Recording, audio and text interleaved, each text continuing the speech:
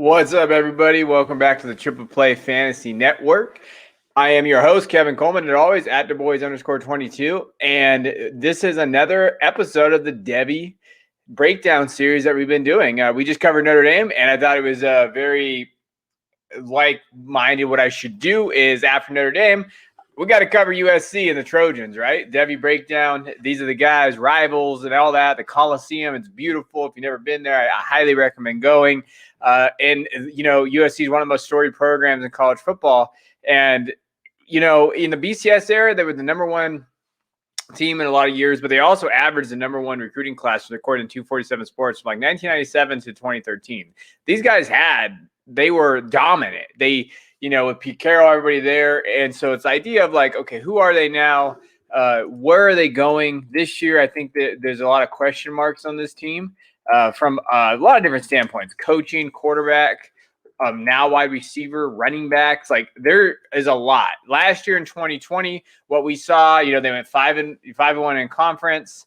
As a result, Clay Helton's back, and as much as I dislike Clay Helton, you have to admire, hey, he's back and he's there. I mean, there's really nothing we can do about it. They lost to Oregon in the Pac-12 championship game, which was a bad loss, and that's definitely something to keep an eye on. But Clay's been there now, and Graham Harrell, offensive coordinator, is there, who I can't stand, but we won't get into that. But just in general, like, hey, what is USC? What are they now, right? So if we look at 2021 schedule, what we got looking forward to, pretty easy schedule. Start off with San Jose State, Stanford, Washington State, Oregon State. Let's be honest, the Pac-12 doesn't have top-notch quality opponents in their division. The game that I have circled, Notre Dame. I mean, that's going to be a massive game for both programs. As always, I love watching that game. It's one of my favorite games of college football. I thought Arizona State, but depending on what's going on with Herm Edwards in there, Arizona's down. Cal's, UCLA, I guess it's a rival game. BYU, probably not. The reality is they should go undefeated. Like Notre Dame would be the game that I circle. Hey, who knows on either side what's going to happen there? But if we're being honest here, USC should realistically have a shot to go undefeated and should be on the out. One of those teams that were like, hey, maybe they make the playoff as a 4 seed. Will they do it? I don't know. They've been really, they play down to their opponents. Clay Helton, I don't think is that guy to get them there. And we've seen that the last few years. In 2019, he went 8-5, and 2018, 5-7. And really a lot of people thought he was going to get canned then. We saw him go 11-3 in 2017. But again, and then in 2016, 10-3. Like, so the record's not bad. It's just the uninspiring play, the playing down, those type of things that you see from him. To me, we'll see. It's kind of up in the air in terms of what they should be, but what they should with that schedule and with the guys coming back, they should challenge to be undefeated. I mean, it's pretty simple for USC. That's the bar. Now let's break down their depth chart. Let's look at it. So talking about depth chart, it's our quarterbacks. Keaton Slovis right now has an ADP of 27.2 QB5. We'll get into that in a minute. Jackson Dart, ADP is 96.6, QB 21. Miller Moss is there as well, ADP 249 and QB 58. Now, let's talk about Slovis, man.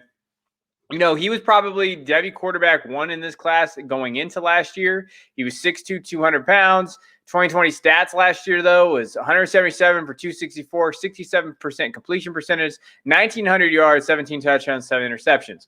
A lot worse than what he looked like in his first year. He came on, took over for JT Daniels, transferred, all those things. He looked great. He was supposed to be a first-round pick. Now what's happening to Slovis is that I think people are kind of catching on to his deficiencies a little bit. We're going to watch this film. And again, I want everybody to know, like, I'm out on Slovis as an NFL quarterback for a few reasons, which I'll get into. And it's not that I don't like him. I thought he was my QB1 going into last year. I've just seen the tape, seen what he's done. He has, I think Travis may point out, 6% chance of me having a first-round draft capital, which I'm not risking a top 5 pick in Devy for. Like, I'm just not going to do that. If he's going to QB5, that's way too high for me. I'd rather have Matt Corral from Ole Miss, and that's something I know some people are going to have some, something to say about.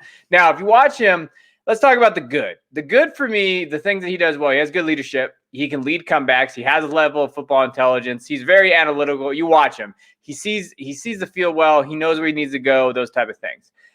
He surveys the field. He does a good job there. He can go from one read to the next. That's very good. He can manipulate the pocket pretty well. He feels the pressure pretty well. So when you watch him, I've always said one of the things that I liked about him the most was ability to maneuver, kind of move his way, his mobility in the pocket, keep his eyes downfield. Like he does that very well. And he can lead comebacks. We saw it against Arizona. We saw it against Arizona State. We've seen it against teams that does that. And the reason why is because he keeps his eyes downfield to go. So he's good within the pocket. I think he has a pretty good ball placement. It could be better. And you've seen, like, he throws it up a little bit, airs under it, and then we'll talk about that arm strength. But I think he does some things well. He's never going to be a rusher. He's not going to have economic code. He's not going to have that rushing upside. So, again, that's a knock against him for me. Now, areas that I think that he's definitely got to improve, obviously, I think that sometimes he's very technical, but he has a late release. And you'll watch it on some interceptions that he has. You'll see it sometimes where he just has that late release. They needed to get the ball out quicker. And that concerns me a little bit. But for me, the thing about his release, okay, he got to get the ball out quicker. The balls tend to get batted down at the line of scrimmage. Other times he has accuracy issues based on that release. It gives way too much time for defenders to come up inside. And you saw some of those throws that he made. Now, he had Drake London and all these guys that can make plays for him. But some of those things, those throws are not going to be NFL level throws. They're going to be interceptions. That's not going to translate. His arm too. Sometimes he misses these arms. He's really inconsistent in arm strength. Sometimes he makes a throw like you saw right there on the film a couple throws ago to Amon-Ra, and you're like, yeah, that's pretty good. And then he'll make 3 or 4 throws that are just off platform, not very good, overshoots his receiver. I don't understand where it comes from. Just very inconsistent. I don't think he has enough zip to play in the NFL. And when you watch him, you'll see wobbly looking passes throughout 2020. And it's just like, hey, that is not going to work in the NFL level. That's what I'm concerned about. And his not rushing upside. I mean, he's a stay away from me. Now, as far as USC goes, where he's at quarterback, I think he's going to be a fine college quarterback this year. Like, there's nothing to take away from that. I think he can lead his team, and I think they can be good, but they're very limited with him. He's got to play perfect. And if he doesn't play perfect, that worries me. His completion percentage dropped by 4% last season. And again, I hear the excuses already. He was hurt, his shoulder. But we've heard that 2 years now. And it began at the end of his freshman year, they talked about how he needed to get stronger because his arm got tired throughout the game. These are not things that I like to hear. And so that's where my question mark is with him. And so I'm not a hater. I'm not one of those guys. I'm really worried that his ADP is way overvalued. Who he is, you need to get rid of him. That's the key right now. If you want to get maximum value. So just a heads up. That's just one of those things I'm trying to, hey, his value may not be there. Now, the kid that I absolutely love is Jackson Dart. Jackson Dart is a legitimate quarterback prospect. Now, he's 6'2", 200 pounds. He's a lot of fun to watch on tape. So when you're watching him and what he does on tape, which we'll see in a minute, he's a very fun recruit. His prep stats, 603, 969, 62% completion percentage. So obviously, you'd like to see that up. But again, numbers in high school, they vary. Not too many crazy things to worry about there. 10,688 yards, 117 touchdowns, 32 interceptions. He also had 244 attempts, 1,300 yards, and 19 touchdowns on the ground. He is a dual threat guy, and you'll see this. Scored a ton of touchdowns. He was a lot of fun to watch out there in Utah, Draper, Utah. And I like him. Now, at some spots, they have him at 6'3", some have him at 210. He's kind of in that gray area. To be honest with you guys, he's in that gray area there. He can be around there. Now, let's watch his tape because, damn, it's fun to watch. And I did tweet out, and it was legitimate. I said, hey, I'd rather have Jackson Dart on my Devy team than Slovis based on ADP because where his ADP is going, Dart is going at QB 21. If Dart can be that kid, that's kind of what I like to see. You know, he's he's size, he has that dual threat. You'll see it there. I think that he's a prototypical size for it. He's an accurate passer. So when you watch him throw, he does have that tool. He has the tools already. Look at that arm. Look at that hit he just took and dropped on that. You cannot tell me you're watching this pass and you're like, yeah, you know, I can see that in Slovis. You can't. And just watch. Steps up, takes a freaking hit, delivers it on a dime to his receiver. Absolutely love that throw. You can't tell me you don't. If you tell me you don't, then I can't converse with you about football. You'll see this too. He's got that dual threat. He's got good touch, good anticipation. He's athletic. He has intangibles. Like he's got the it factor. And I know my analytical guys will roll their eyes. Sorry, Jarek, don't yell at me. But he does have that it factor. He's got that ability to get the ball quick. Look at that on a dime. Finds it in between the zone, the corner, and the safety. steps up well. He's got the arm strength. Like, he has everything there. I think that they talked about him his pre-snap reads need worked on, but he's a freshman. And they also said that he always tries to go for the home run, score a touchdown, and that can lead to mistakes. Again, that's more youth than, skill mechanic based. He has all the skills and mechanic based stuff. He does maybe struggle with being youthful and trying to do everything too much. And that could be that gunslinger mentality. I actually like the gunslinger mentality a little bit in my quarterbacks. But you'll see, he's got good touch. He's got a good arm. I think realistically, that's the guy you should be going after right now in your leagues if he hasn't been drafted yet. And when you look at that class, there's a lot out. I mean, I know Quinn Ewers is there now. So Quinn's going to be, obviously he's probably the QB1 in a lot of people's eyes in that class. But after that, you got Caleb Williams. You're going to have, Brock Vandergrift, Kyle McCord, Sam Heward, J.J. McCarthy, Ty Thompson. There's a lot of question marks there. There is no doubt in my mind that Jackson Dart may be getting into that top 5, along with Drake May, who we mentioned in the North Carolina video. Like, those are two of my favorite quarterback prospects right now in terms of Devy, just based on value. So keep an eye on Jackson Dart. Really like him. I love his profile. I know that Miller Moss is there, but I'm not as high as Miller Moss to other people. I know he's been in there. But if you look at Jackson Dart, what he can accomplish, I think his skill level is better. Now, let's go to the running back class. So running back class and what they lost Stephen Carr to Indiana. He transferred. So they got Keontae Ingram, ADP is 110, 110, running back 37. Vivek Malape, not getting drafted. Keenan Kristen, not getting drafted. And then freshman Brandon Campbell is getting drafted at running back 106. But the kid we got to talk about is Ingram. And I'm never going to get off the Ingram train as long as I am on here. 6 foot, 222, 225 in that category. He, career stats, 339 attempts, 1,800 yards, 11 touchdowns. He had 67 receptions, 515 yards, and 6 touchdowns. I think he's one of the best receiving backs in this class. He's got the size. He's got everything that you would like in a running back. And, when we watch his tape, obviously he hasn't delivered what we thought he was going to be at Texas. Injuries, Bijan Robinson, scheme fit, whatever you want to say, he definitely didn't have it. But he showed flashes. He's got the size and the strength that I like. I like his profile. Give me that 225 running back. That's what I like to see. He's got speed and athleticism as well. He's an athletic kid. You'll see him here. He makes moves. He hits the holes hard. He's got positive gains. He's got a quick first step. And of the running backs of his class, I love his speed the most. But this is where he's going to set himself apart, especially in PPR, especially Devy fantasy, those type of things. He opens open field. You'll see it there, but he's the best receiving back in the class, guys. Like, he is that good. He's got soft hands. He uses them well. Good vision right here, and he explodes through the hole. Like, this right here, these type of runs is what I see, and I'm like, damn, he's legit. He's a legit running back prospect. Can he do that at USC? They have a terrible offensive scheme for running backs. They don't. I worry about that. I'm hoping that he gets a little bit more run in the passing game, so then we'll be able to use that, and NFL teams will see that. I think they're going to love his size. I do think that they're going to love that he has a good, quick first step, and he can do that. But right there is where he's going to set himself apart. Now, as far as negatives, lacks consistency. Obviously, if he had to transfer, he went to USC. He hasn't looked amazing at Texas and those type of things. You're going to lack that. Production concerns, as you mentioned, as I showed you guys where his production was at. USC's rushing offense, not one to be like, yeah, damn, that's going to be a great offense to be in. And he's had dealt with injuries. So there are some concerns, but we're still talking about a guy that's, hey, I have a running back 5 in this class. That's how high I have him ranked right now. And I think that he could do it. He's just got to get that usage. And if he can get that usage and he can score touchdowns, and we can talk about another USC running back. Like, dang, okay, Bryson Ronald Jones, right? Like, hey, that kid can play and stepping in. So running back wise, that's where I have. After that, I'm really just taking a shot on Ingram in this class. Now, wide receivers, interesting group. You'll notice one guy not on the list, that's Brew McCoy, because he got dismissed from the team because he got arrested. And he had some issues with the law, so he's gone. For however long, I'm not sure, so I left him off. I was never a Brew McCoy guy, so as far as I hope everything works out for him in his personal life, but as far as the NFL player, I always thought that he was very limited. So now he's not there. So let's look. We got Drake London, wide receiver 13. Pretty high for me, but we'll get into that. Gary Bryant Jr., Katie Nixon, John Jackson III, Jake Smith, transfer from Texas, Taj Washington, Kyle Ford, who I actually really like Kyle Ford. Just before we get into Drake, the thing about Kyle Ford is he's a heck of a recruit. He's a big kid.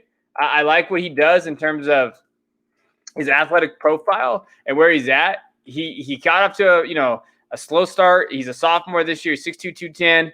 I like what he's physical. He's strong hands, runs well after the catch. I think he can elevate, does a lot of good things. And so Kyle Ford at wide receiver 1's in is a pretty good damn value, especially with Brew McCoy there, not there. Jake Smith as well. But let's get into Drake London because there's some Devy analysts that love him. I'm in the fence with him. So, 6'5", 210. So we know his size. Like he's a load. He's a big kid. He's always going to have that. So that you're going to, he has the size. He has the long arms. He has that 50-50 ability, contested catch ability. He can catch everything. He's got a big catch radius. Now, he's a very natural receiver, actually. I do like what he does out there. The concern I have for him, he's so damn big. NFL has gone away from these type of receivers. And that's just one of the areas of improvement that he can't really hey, you got to improve this. There's some things he can maybe twig and just kind of, alter a little bit to make himself a little more better. What am I talking about? Better at prospect. But if you're looking at where he's going, it's pretty high. And so that would mean that you want him to get first or early second draft capital. And I don't know if he's going to get that. So he's going around Mechie, Justin Ross, Jordan Addison. I don't mind maybe drafting him ahead of them. Maybe Mechie, maybe Jordan Addison, probably. So I think he's going pretty good spot for him. But again, what do you expect from him and what is he going to be? Now, he made Slovis look a lot better last year because Slovis would throw it up and he'd just go get it. I think he has very quick feet. He has good lateral agility. He plays in the slot, obviously. That's the other area of concern. He never really played on the outside very much. So can he really be a outside guy? Is he going to be able to do that? He's never really lined up against exposure to press coverage. Like we never really seen that from him. So can he do that? He runs with a very high pad level because that's just kind of what he looks like. Will that be able to actually do there? So he has the physical gifts. He's not a long speed guy. He's not going to burst out of there. He's got some yak ability-ish. Like he's there. So he's a 6'5" possession receiver out of the slot. Can he play on the outside? Like those are the question marks I think I have for him in terms of NFL productivity. I think he's going to be he's smashing college productivity next year. So if you're in C2C, yeah, I don't mind taking him because, he's going to be the top target getter on this team. But can he do this consistently? Break tackles, do it against, yes, Washington State, who's predominantly never good. But can you do it against other teams, other NFL prospects? I think that's the question mark I have the most for him. He's okay. Like, I like him. I just don't know necessarily what his profile is going to be like in the NFL. But this is amazing, Ron. Like, that is amazing. Like, that kind of play that I see on tape, I love it. Then I'll give that to Drake London all day. So he can do some of these things. Now, will that translate to draft capital? I don't know because of the way the NFL has been treating these players. So I can sit here and say, hey, that's an amazing player. I love him. I love his profile. But the NFL looks at these receivers and they like the Elijah, more. They like those type of guys coming out of here that look different than what a 6'5" receiver is going to be. So I'm a little concerned about that. I'll be honest. And so it'll be interesting to see, can he transition to the outside? Can he be more of a deep threat? Can he do good press coverage? If he does that, I'm all in. But if he can't, then we're going to have to limit his ceiling as far as fantasy purposes. Now, tight ends, Jude Wolfe. Tight end position isn't very great. You can see there, no one's really getting drafted but Michael Trigg. Michael Trigg is an amazing athlete. Two-sport kid, 6'4", 245. That's what he's listed at now. 247 Sports or C230, but on the USC website, maybe he put on some weight. Senior stats, he had 30 receptions, 586 yards, and 5 touchdowns.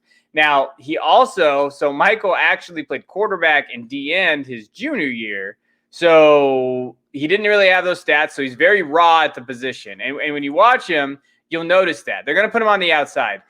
To me, he's a very good pass catcher. Okay, and they talked about his competition level not being very great at the high school level, so that's something to concern. But he's a natural hands catcher. So when you watch him, he's going to catch everything with his hands. And that's, to me, about development with the tight end. I'll look for that. Okay, he can catch with his hands. He's a hell of an athlete. He's a two-sport athlete. He's got good body control because of that second athlete and his basketball background. Love that. Every time we hear basketball background with a tight end, we're going to be there. Now, isn't asked to play inline a lot, so he doesn't block, right? So he has some willingness to block, but he's not a blocker per se. See, the evaluation for me is different. If he's a receiver, like let's say Eric Gilbert switched, and you'll notice his hands right there. That's a great catch. Eric Gilbert switched to wide receiver. I'm worried about that with him too because I don't know if he can separate himself against top level talent. I think like that route right there that you saw on the underneath, That's not a great route, but he made a great catch. So can he do that consistently on the outside? I don't know. Can he play inline because his inability to block? I think in the system is amazing. Like USC's system, it will benefit him because they're going to get him out in space. He's going to be elusive. They're not going to ask him to block too much. They're not going to ask him to do those type of things. But the next level, can he do that? Probably. I think that he has some upside. He's got to develop, and they haven't really developed tight ends at the USC. So I worry about that too, as from an NFL prospect. But like I said, he's going tight end 36. Not a bad guy to take a shot on late in your drafts. And ADP is 333. I mean, that's insane. Not a bad guy here to take a shot on. Athleticism. Okay, maybe he steps up. And like I said, none of those tight ends really stand out to me. He'll need to develop, but maybe they just give him some run just based on who he is as a prospect. Now, so C2C targets, I think that you should go after. Obviously you're going to go after Jackson Dart. I do like Kyle Ford, but I do want to mention Jake Smith. Obviously transfer, 6 foot, 195, 200, depending on where you look. At Texas, he had 23 receptions last year for 294 yards and 3 touchdowns. He was highly, recruited. He was a wide receiver 8. He was number 2 Arizona recruit in the country back in 2019 class. I like him. He's an athletic pass catcher. He's really good in open space. So if you use him well, I think he has versatility because I think he can line up anywhere, slot, outside. He can do a lot of those things. He's dynamic when he gets the ball in his hands. He just never really hit his potential at Texas. So if we're talking about like, hey, guy that maybe can step in with Brew McCoy exiting, I think Jake Smith's a great target right now. C2C, go trade for him. Go try to get him right now based on his value where it's at, because it's going to shoot up inevitably in this offense. And you could realistically have a role where he's wide receiver 2 of this team. So I like him. Go grab him and do those things. Now, if we're looking at the 2022 class for USC, right now they're ranked 32 nationally. Not great. They were 7th last year. They're number 2 in the Pac-12 behind Oregon, as we mentioned earlier in the Oregon video. Now, who are they getting next year? Now, they have some guys, but offensively, Devin Brown from Utah, Draper, Utah. So Devin Brown, he's from Corner Cannon High School. He's 6'3", 189. So we're going to get into him, a quarterback. Right now, he's an 11th ranked quarterback in the country. Then you got Kevin Green Jr., a wide receiver from Mission Hills, California. Right now, he's the 63rd rated wide receiver in the country. And then DeAnthony Gatson. So DeAnthony Gatson right now is the 36th running back. He's a 3-star kid from Newton, Texas. And so we're going to look at these guys as we go over it. First guy is Devin Brown, as we've mentioned, quarterback, 3,000 yards, 28 touchdowns, 18 interceptions. Then we got Kevin Green Jr., 5'11", 165, 81 receptions, 1,076 yards, and 8 touchdowns. And then DeAnthony Gatson actually has a hell of stats that he's put up out there in Texas, 5'10", 198, 369 attempts, 4,000 yards, and 62 touchdowns on the ground. Not really a receiving threat, but hey, getting 62 touchdowns on the ground, that's pretty legit. Now, first guy's up is going to be Devin. Let's just take a look at him. Obviously, he has this, again, when you're looking at what he's been able to do, how he's been able to kind of, step in the pocket. He is pretty good on the run. You'll notice that about his arm strength. I like that. I love his size, 6'3" kid. That's kind of USC's prototypical size that they like. Again, when you watch them play, he's got that arm talent. It's just, hey, we have Jackson Dart and Miller Moss there already. How much playing time is he really going to get? I don't know, depending on what's going to go out with Slovis there, but you'll see it on the run. Like, he does a pretty good job of that. He's got some functional athleticism inside the pocket, and you'll notice that about him too. Able to get the ball onto his receivers quick. Good release. Not an amazing release, but very good release here. And you'll notice it. Steps on the pocket well. Needs to get a little stronger arm. Those type of things that you see in your development that we'll be watching this year, senior year in high school. But again, not a bad prospect to have. And like I said, he's the number 11 quarterback. Now, if we go to Green, let's talk about Kevin Green for a little bit and just mention like what he does well. First of all, I got to get his size up a little bit. So when you're looking at his size, 165 to 175, depending on where you look, obviously you want to see him get a little stronger. So that's number 1. He's done pretty well in Mission Hills. He has the ability to go up and make tough catches. Contested catches. I like that from what I've seen from him. Again, yards after catch is really what it's going to be. And when we're talking about athletes, we're talking about this. Like, he's a legit athlete. Like, when you're looking at him, a track star, receiver, tough catches in the end zone. Like, there's a lot of things I like about Kevin Green.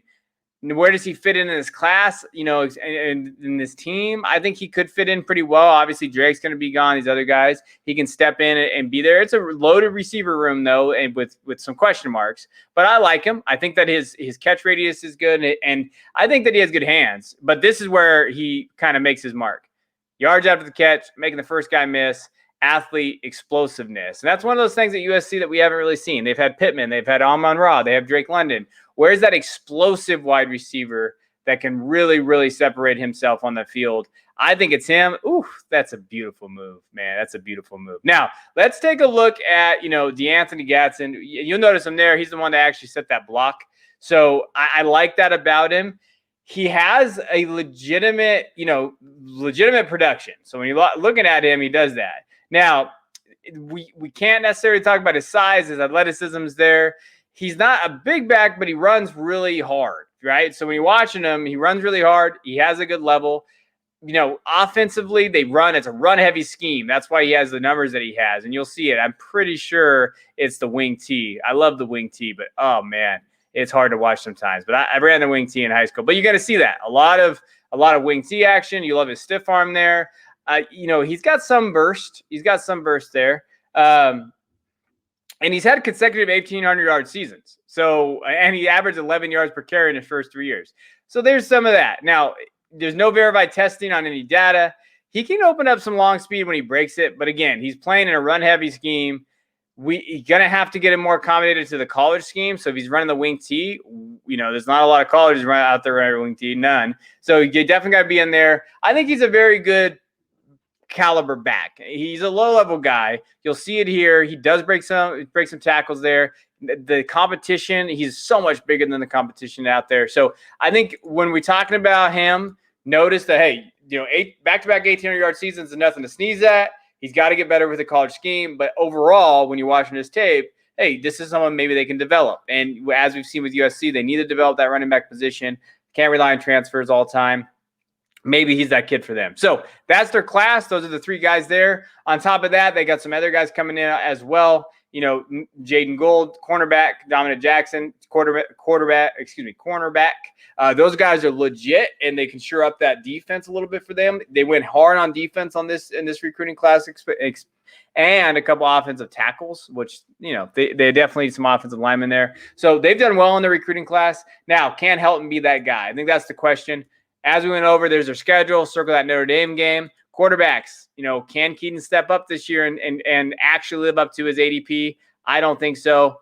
But you know what? That's why we play the game, right? Running backs, Keontae Ingram, Brandon Campbell. Keep an eye on them. Wide receivers, Drake London. Like I said, Kyle Ford is an interesting prospect, someone to keep an eye on. Michael Trigg is there. And then we looked at the recruiting class. So I appreciate you guys tuning in. If you like what you heard, please hit that like button, hit that subscribe button. As always, I am appreciative of you guys always really watching my content. If you have any feedback, please hit me up. Find me on Twitter at @theboys_22. I'm always there to help with Devy questions. I'm always there to help you guys in your fantasy leagues. Until next time, I will see you guys later.